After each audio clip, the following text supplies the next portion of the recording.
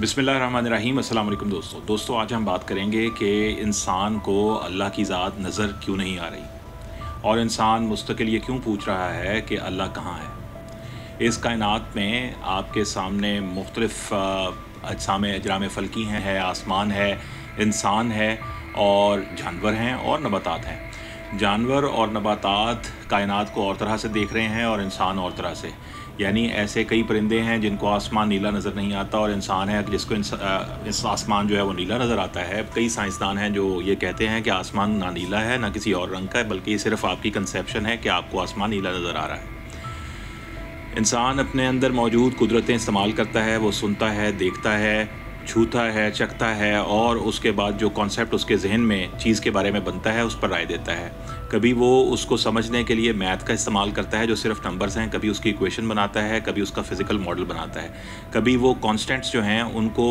Constant मानते हुए physical laws को जानने की कोशिश करता है।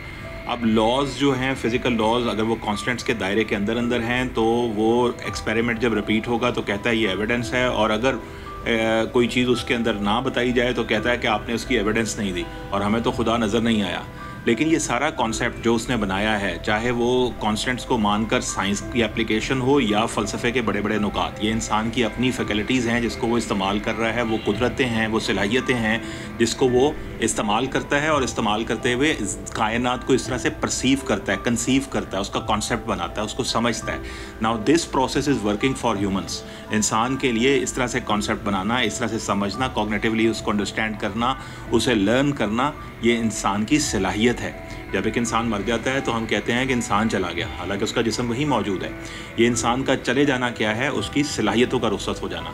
बड़े से बड़ा जहन, चाहे रिचर्ड डॉकिन हो, क्रिस्टोफर हिचन्स हो या सैम हैरिस हो या कोई भी और शख्स हो, कोई बड़े से बड़ा फ़लसफ़ी हो या बड़े से बड़ा साइंसदान, न्यूटन हो या आइंस्टाइन, सब दुनिया से चले गए और उनकी सलाहियतें भी दुनिया से रुखसत हो गई। ये सलाहियतें कैसे उनके पास आई थीं और कहाँ चली गई हैं, इसके ऊपर इंसान को कोई जवाब नहीं मिलता।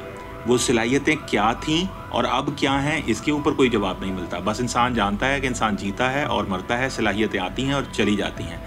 इंसान अपनी सलाहियतों से ही सलाहियतों के बारे में एक राय कायम कर रहा है। बाहर भी बहुत ज़्यादा बड़ी कुदरत और सलाहियतें मौजूद हैं, इंसान के अंदर अपनी कुदरत और सलाहियत मौजूद है। सलाहियत ही सलाहियत को समझ रही है, सलाहियत ही सलाहियत को पा रही है। ये कुदरत और सलाहियत और ये कंसेप्शन की सलाहियत ही एक कंसीव कर रही है कि ये कायनात क्या है।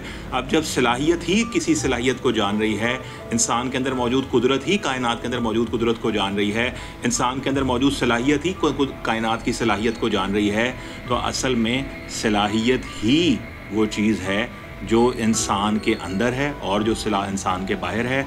कुदरत ही वो चीज़ है जो इंसान के अंदर है और जो इंसान से बाहर है। कुदरत ही कुदरत को समझ रही है और इंसान ये कहता है कि खुदा कहाँ है। अल्लाह करीम ने जब हमें बताया तो अल्लाह ने फरमाया कि अल्लाह नूरु समावाति वल अर्द, इस कायनात के अंदर बाहर भी उसी का नूर है और इंसान के अंदर भी उसी का नूर रवां दवां है। बाहर भी अल्लाह ही की कुदरत है, इंसान के अंदर भी अल्लाह ही की कुदरत है। अब कुदरत ही सवाल कर रही है कि कुदरत कहाँ है। तो इसका जवाब आप ख़ुद जानिए कि जब इंसान के अंदर मौजूद कुदरत ये ख़ुद सवाल करने लगे कि कुदरत कहाँ है और वो उसे ना देख पाए तो फिर हम क्या कहें। और देख क्यों नहीं पा रही? क्योंकि इंसान जितनी भी कॉग्निटिव सलाहियत इस्तेमाल करेगा वो किसी जिस्म की सूरत में किसी चीज़ को देखना चाहता है और खुदा का कोई जिस्म नहीं है। अपना बहुत ख्याल रखिएगा। इसी तरह की किसी और बात के साथ किसी और वक्त फिर हाजिर होंगे। अस्सलाम वालेकुम।